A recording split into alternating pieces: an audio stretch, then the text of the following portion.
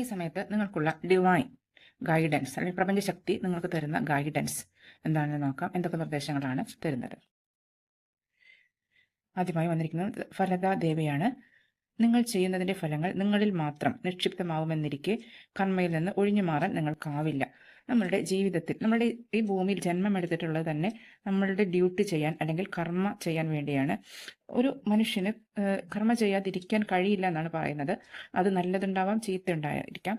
എന്ത് തന്നെ ആയാലും അതിൻ്റെ ഫലം, നമ്മൾ ചെയ്യുന്ന കർമ്മത്തിൻ്റെ ഫലം നമ്മൾ തന്നെ അനുഭവിക്കേണ്ടതായി വരും. അപ്പോൾ അതുകൊണ്ട് എപ്പോഴും നമ്മളുടെ കർമ്മം കൊണ്ട് ലോകത്തിന് നല്ലത് വരണം എന്നുള്ള ഒരു സമർപ്പണ ഭാവത്തോടു കൂടി എപ്പോഴും കർമ്മം ചെയ്യാൻ ശ്രദ്ധിക്കുക. പല കർമ്മങ്ങളും പല രീതിയിലായിരിക്കും പലരെയും എഫക്റ്റ് ചെയ്യുന്നത്. നമ്മളൊരു കാര്യം ചെയ്ത് കഴിയുമ്പോൾ ചിലർക്കത് ദോഷമായിരിക്കാം, ചിലർക്കത് ഗുണമായിരിക്കാം. ആ കർമ്മത്തിൻ്റെ ഫലം നമ്മളിൽ ഏൽക്കാതിരിക്കണമെങ്കിൽ അത് പ്രപഞ്ചശക്തിക്ക് സമർപ്പിച്ചുകൊണ്ട്, ഫലം സമർപ്പിച്ചുകൊണ്ട്, ഞാൻ വീണ്ടും പറയുന്നു, സമർപ്പിച്ചുകൊണ്ട് നമ്മൾ ഒരു ടൂൾ ആയി മാത്രം കണ്ട് കർമ്മം ചെയ്യുക എന്നതാണ് പറയുന്നത്. ഭഗവത്ഗീതയിൽ കൃത്യമായി പറയുന്നുണ്ട്, കർമ്മം ചെയ്യുക മാത്രമാണ് നമ്മളുടെ ഡ്യൂട്ടി, ഫലത്തിനെക്കുറിച്ചുള്ള ചിന്ത നമ്മൾ വെക്കരുത് എന്ന് തന്നെ. അടുത്തതായി യോഗിനി ദേവിയാണ്. സ്വയം അന്വേഷിക്കുകയും തിരിച്ചറിയുകയും പ്രോത്സാഹിപ്പിക്കുകയും ആശ്വസിപ്പിക്കുകയും ചെയ്യുമ്പോൾ നിങ്ങൾ ചഞ്ചലതയെ മറികടക്കാൻ നിങ്ങൾക്കായിരിക്കും. മുമ്പും ഇതേ കാർഡ് വന്നിട്ടുണ്ട്. ഇത് സ്പിരിച്വൽ പാതയിലുള്ളവർക്കുള്ള പ്രത്യേകം മെസ്സേജാണ്. ആത്മാന്വേഷണം നടത്തുക, നമ്മളുടെ ഉള്ളിലെ സെൽഫിനെ തിരിച്ചറിയുക. ആ പ്രപഞ്ചശക്തിയുടെ ഒരു ഭാഗമായിട്ടാണ് നമ്മളും.